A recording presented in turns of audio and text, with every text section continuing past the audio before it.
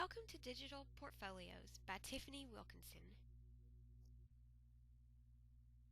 The purpose of digital portfolios is to allow students to create projects and convert schoolwork into a form of technology to represent their accomplishments. Digital portfolios were designed to give teachers and students a clear, organized way to gather evidence of accomplishments and growths made over a period of time using software that can be passed from one computer to another, saving space and improving communication and organization. Brown University conducted a study at 2 secondary schools. Throughout the study, the researchers developed the requirements needed from teachers, students, and technology in developing digital portfolios. The examiners determined the steps that should be taken to effectively improve time and space problems of portfolios. The researchers were concerned in the perception of the innovation and how to develop and grow upon its weaknesses. Some concerns, for example, were caused by design issues. Some teachers would like to see all work samples by one student, while other teachers would like to see a specific task from all students. This is an organizational issue in which teachers and students are both affected. In addition, there were also technical considerations. What is the best way to condense the digital space needed? How could the networking between in-school and out-of-school communication be produced effectively?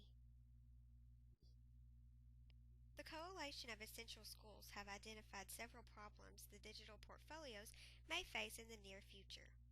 Technical requirements may be a difficult task to attend to economically. Confidentiality among teachers and students may be skewed. Additional features may be needed that we are unaware of at this time. This innovation has yet to reach its full potential in K-12 schools. However, universities use programs such as eCollege or Blackboard to organize and use digital portfolios. Digital portfolios have gone through the innovation decision process. Teachers were very familiar with using portfolios to collect student work. However, in the early 2000s, educational institutes began gaining information of electronic portfolios. They realized the growing use of technology and began finding uses for it. There are many aspects that persuaded teachers, students, and administrators to learn more about this innovation. Students were interested in the fact that the portfolio could be used as a resume. The visual representation of their accomplishments was very attractive, and it allowed for a specific way for instructors to provide feedback. Instructors also used the portfolios as a resume builder. It allowed for a tool to better manage, reflect, review, and comment on student work. Another incentive was portfolios could be stored in small spaces and easily carried compared to the paper portfolios. Administrators were interested in the fact that the portfolios were easy to reflect on instructor and student work over a period of time and could be aligned to curriculum. Many universities decided to give the innovation a trial run, resulting in adoption. Important decisions that were made by administrators were artifact inclusion, technology tools, evaluation and assessment procedures, and reflection use. At the start of many portfolios, universities give tutorials. University of Texas Pan American offers educational tools with step-by-step procedures and telephone support for instructors and students. The cost of this has been supported by grants to support the need of the technology and training. Benefits have been recognized of the use of digital portfolios. They take up very little physical space but can hold massive amounts of information. They can include collaborative work that otherwise would not be incorporated. They are easy to share with teachers, students, parents, corporations, and they gain technology skills. The following data is from a study conducted at the University of Florida's Secondary Teacher Education Program. The S curve gives us information about how quickly the innovation was adopted.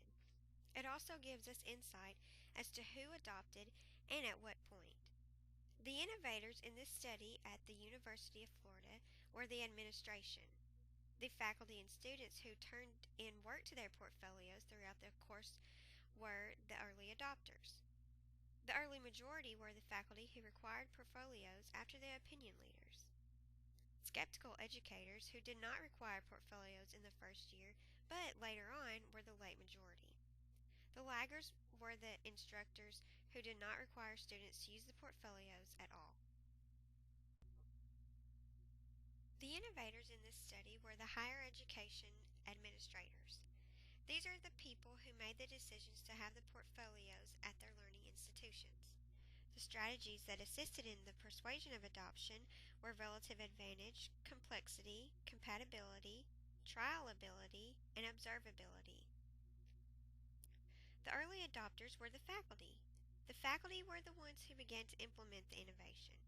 The strategies that assisted in the adoption were relative advantage, complexity, and compatibility. The laggards were the instructors who have been teaching for a while. These instructors are the most likely to reject the innovation due to the fact that they are unconfident in their technology skills, do not want to take the risk of changing their strategies, or they misunderstand the importance of electronic portfolios or how they work. Relative advantage, compatibility, and complexibility are the strategies that might persuade one to adopt the innovation. In order to meet the needs of the critical mass, compatibility, complexibility, and relative advantage must be used and accepted. When administrators, faculty, and students perceive that electronic portfolios are consistent with existing values and needs, adoption will likely take place. The complexity of digital portfolios may be perceived as difficult at first, but through training and education, one can easily see the simplicity of the innovation. When administrators, instructors, and students begin to see that the innovation is much more useful and effective than traditional portfolios, one may decide to adopt. In a digital portfolio's diffusion system, it may begin as centralized, with overall decisions of adopting being made by administrators. However, throughout time, it may change into a decentralized diffusion system with each individual program determining the expectations. The key change agents are administrators and faculty. Administrators can choose to adopt. They develop a need for change, create an intent to change client, translate an intent into action, stabilize adoption and prevent discontinuance, and achieve a terminal relationship. The faculty decides upon use and reinvention.